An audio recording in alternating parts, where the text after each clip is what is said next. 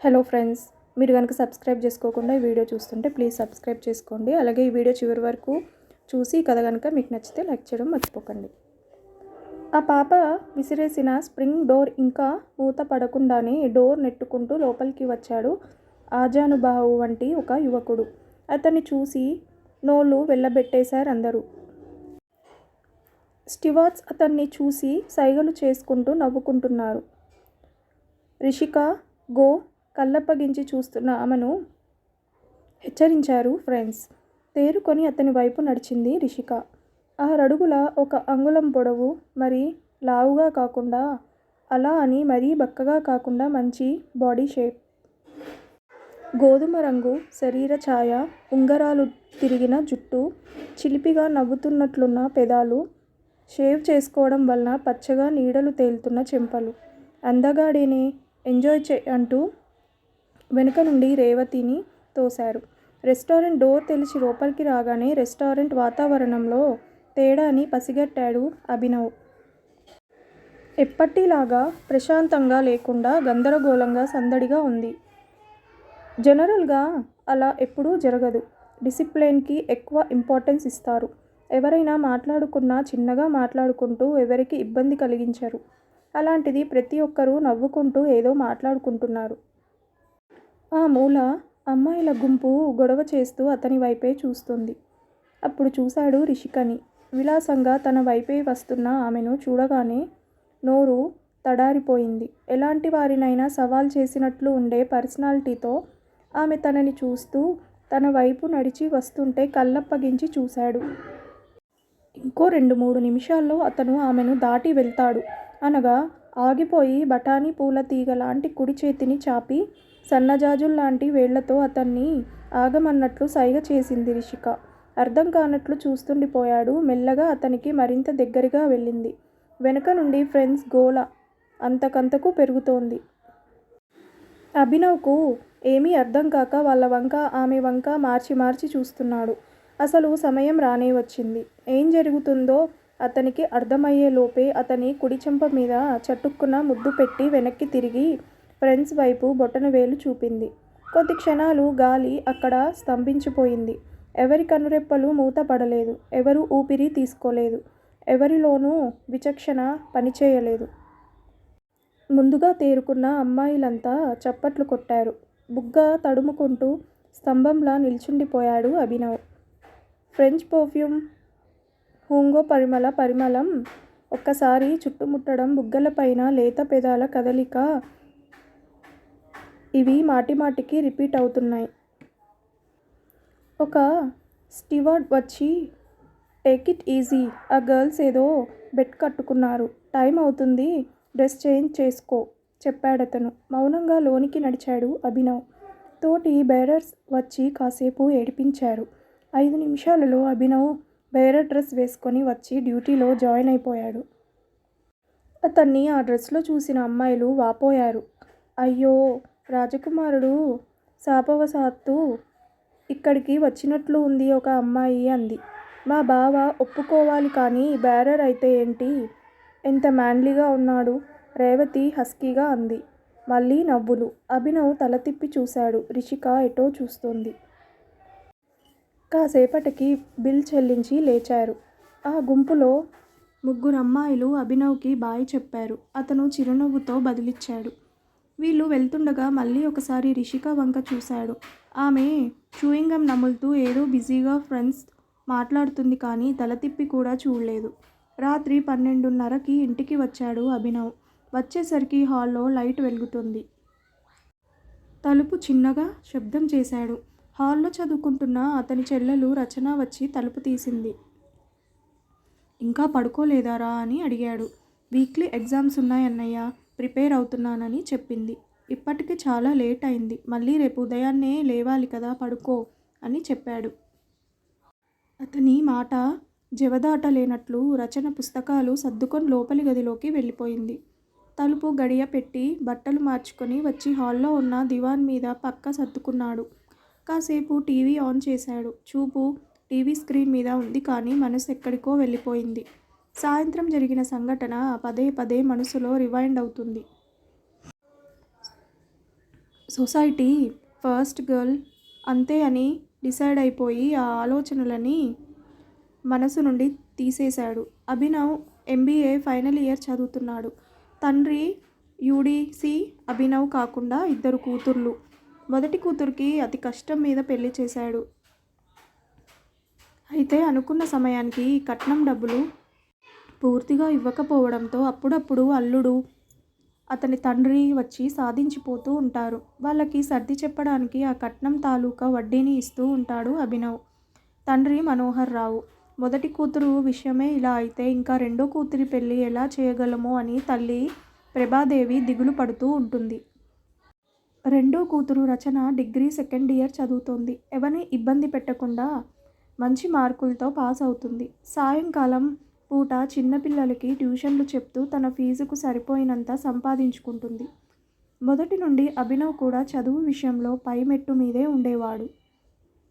ఫీజులు తక్కువని ఇంటర్లో సిఈసి చదవమంటే అలాగే చదివి బీకాం మంచి మార్కులతో పాస్ అయ్యాడు. ఎంట్రన్స్ టెస్ట్లో మంచి ర్యాంకు తెచ్చుకొని ఎంబీఏలో జాయిన్ అయ్యాడు. ఆ కోర్సుకి ఫీజులు వేలల్లో ఉంటాయి. మనోహర్ రావు కష్టపడి కొడుకుని చదివిస్తున్నాడు. అందుకు తగినట్లు అభినవ్ కూడా ప్రతి సెమిస్టర్లోనూ మంచి మార్కులు తెచ్చుకుంటూ తండ్రికి కొండంత ధైర్యాన్నిస్తున్నాడు. బాధ్యత గల కొడుకు ఎలా ప్రవర్తించాలో అలాగే చేస్తుంటాడు అభినవ్. పగలు యూనివర్సిటీకి వెళ్ళి రాగానే సాయంత్రం గ్రాండ్ కాకతీయలో బేరర్గా పనిచేస్తుంటాడు. ఆ డబ్బు తెచ్చి తల్లి చేతిలో పెడుతుంటాడు. అందుకు ప్రభాదేవి ఎంతగానో మురిసిపోతుంది.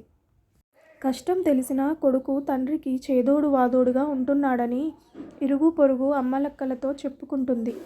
తన చేతి ఖర్చుల కోసం తల్లి ప్రతి నెల ఇచ్చే డబ్బుల్లో కొంత మిగిల్చి రచన కోసం ఏవో ఫ్యాన్సీ ఐటమ్స్ తెస్తూ ఉంటాడు అభినవ్.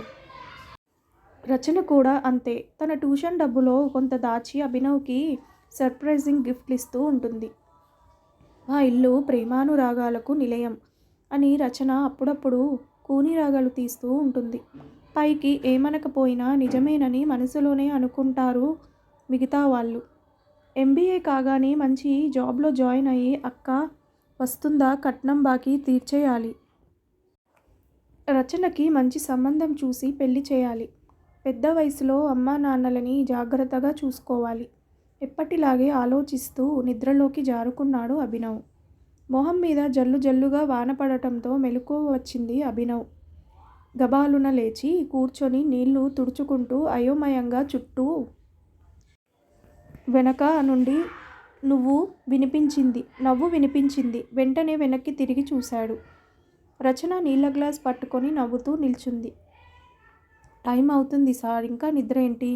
అవతల అమ్మ పుత్రరత్నం కోసం వేడివేడి పెసరట్లు రెడీ చేస్తోంది. ఇప్పుడే అనౌన్స్ చేసింది. త్వరగా లేచి రెడీ అవ్వు అని చెప్తుంది రచన.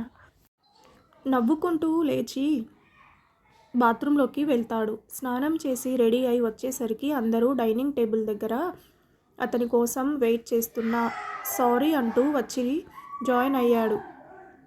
పెసరట్టు ముక్క తుంచి నోట్లో పెట్టుకొని తలెత్తి చూసేసరికి తన వంకే చూస్తున్న తల్లి కనిపించింది. అద్భుతం అన్నాడు. ఆమె మొహం కలువ పువ్వులా వికసించింది. జనరల్గా అయితే మనోహర్ రావు కాంప్లిమెంట్ అంతే ఇంకా సంతోషంగా ఉండేది. కానీ ఆయనకు రుచుల గురించి సరిగా తెలియదు. బావుంది అన్నాడు. బాలేదు అని కూడా అన్నాడు. బతకాలి కాబట్టి తింటున్నాం అన్నట్లు ఉంటుంది అని ధోరణి. రెక్కలు ముక్కలు చేసుకొని వండి పెట్టినా ఒక్కరోజు కూడా మెచ్చుకోడు అని భర్త మీద అప్పుడప్పుడు చిరు కోపంగా ఉంటుంది. కాబట్టి ఆ లోటుని కూడా అభినవ్ భర్తీ చేస్తూ ఉంటాడు.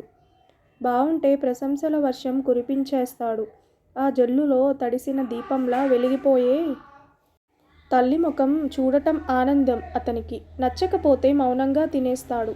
ఇప్పుడు అంతే. పెసరట్టు బావుంది అనగానే తల్లి మొహం వెలిగిపోవడం చూసి విజృంభించేశాడు. నీ చేతి వంట ముందు గ్రాండ్ కాకతీయ బలాదూరే. అసలు హెడ్ కుక్గా నిన్ను అపాయింట్ చేస్తే మార్గం ఉందేమో చూస్తా ఉండు. కొడుకు వాక్తృవాహానికి అడ్డుకట్ట వేస్తూ చాలే ఊరుకోరా తిను ముందు మురిపెంగా కొడుకుని కసిరింది ప్రభాదేవి. అదే కదా హెడ్ కుక్ పోస్ట్కి అమ్మ ఒప్పుకుంటుందేమో ఆ హోటల్ని రక్షించే మార్గం ఏంట్రా అని ఆలోచిస్తున్నాను అని రచన కొంటెగా అంది. ఆ అమ్మాయి తండ్రి పార్టీ. అలాగని తల్లి అంటే ఇష్టం లేదని కాదు. సహజంగా ఆడపిల్లలు తండ్రిని ఎక్కువగా ఇష్టపడుతూ ఉంటారు. అలాగే రచన కూడా తండ్రిని అభిమానిస్తుంటుంది. నలుగురు నవ్వారు. సరిగ్గా అదే సమయంలో లోనికి ప్రవేశించారు వియ్యంకుడు సాంబశివరావు, అల్లుడు రమేష్. అందరూ ఏదో సంతోషంలో ఉన్నట్లున్నారు. అతని కంఠంలో ఎంత వద్దనుకున్న వెటకారం వినిపిస్తూనే ఉంటుంది. బావగారు రండి కూర్చోండి, మనోహర్ రావు తింటున్న ప్లేటు ముందు నుంచి లేస్తూ అన్నాడు. అభినవ్ ఆపవోయ్. ఆఖరి నిమిషంలో నిస్సహాయంగా తల్లి వంక ప్రభాదేవి మౌనంగా కిచెన్లోకి వెళ్ళిపోయింది. మనోహర్ రావు వాళ్ళని చూసి కూర్చోండి అని ప్రభా టిఫిన్ తీసుకురా అని చెప్పాడు. మాట వరసకి కూడా వదలలేదు. టిఫిన్ తినేదాకా అక్కడి నుండి కదిలే ఉద్దేశం లేనట్లు అక్కడే టీపాయ్ మీద కాళ్ళు బారచాపుకొని కూర్చున్నారు. ఒక పక్కన మనోహర్ రావుకి ఆఫీస్కి టైం అవుతుంది. ఆ సంగతి వాళ్ళకి తెలుసు. కానీ తెలిసి తెలియనట్లు నటిస్తున్నారు. రచన అభినవ్కి కూడా టైం అవ్వడంతో వాళ్ళు వెళ్ళిపోయారు. 10 నిమిషాలు చూసి మనోహర్ రావు కిచెన్లోకి వచ్చాడు. అతను ఏమీ అడగలేక తచ్చాడుతుండడం చూసింది ప్రభాదేవి. మౌనంగా అల్మారాలోను నుంచి డబ్బు తీసి భర్త చేతిలో పెట్టింది. ఇంత డబ్బు ఎక్కడిది అని అడిగాడు. అభికి జీతం పెరిగిందంట, నిన్ననే తెచ్చి ఇచ్చాడు ముక్తసరిగా అందామె. డబ్బు చేతిలో పట్టుకొని నిట్టూర్చాడు. చిన్న వయసులోనే వీడికి బాధ్యతలు చుట్టుకున్నాయి దిగులుగా అన్నాడు మనోహర్ రావు. అతని మొహం నిండా నీలి నీడలు. బావగారు. సాంబశివరావు పిలుపు హాల్లో నుండి అసహనంగా వినిపించింది. అంటూ హాల్లోకి వచ్చాడు మనోహర్ రావు. మనోహర్ రావు చేతిలో డబ్బు చూడగానే సాంబశివరావు మొహం కొంచెం ప్రశాంతంగా మారింది. ఈ డబ్బు ఉంచండి అతని చేతిలో పెట్టి అన్నాడు. ఎంతేంటి? వేవళ్ళకి తడి చేసుకొని లెక్క పెట్టుకుంటూ అడిగాడు. అతను ఎలాగూ లెక్క పెడుతున్నాడు కదా అని ఏమీ మాట్లాడలేదు మనోహర్ రావు. కాసేపటి తర్వాత రాబోయే 3 నెలలకి వడ్డీ కూడా అతను అడగకుండానే చెప్పాడు. మీకు జీతం పెరిగిందా లేక మీ అబ్బాయి సంపాదన ఆరాగా అడిగాడు. ఏదో లేండి, తొందరగా మీ కట్నం బాకీ 1,00,000 రూపాయలు తీర్చడానికి ప్రయత్నిస్తున్నామని లేచి కూర్చొని ఫైల్స్ క్యారేజ్ బాక్స్ సర్దుకున్నాడు. అది చూసి లేచి నిలబడ్డారు సాంబశివరావు, రమేష్. మీ అమ్మాయి ఇంటికి వచ్చి 4 రోజులుంటాను అంటుంది. సాయంత్రం మీ అబ్బాయి వచ్చి తీసుకెళ్ళమనండి అని చెప్పాడు సాంబశివరావు. మనోహర్ రావు మొహం వికసించింది. అలాగే అంటూ తలూపాడు. మళ్ళీ కలుస్తామని చెప్పి వెళ్ళిపోయారు వాళ్ళు. విన్నారు కదా ఫ్రెండ్స్. ఈ కథ కనుక మీకు నచ్చితే ప్లీజ్ సబ్స్క్రైబ్ చేయండి, లైక్ చేయడం మర్చిపోకండి. Thank you so much for watching this video.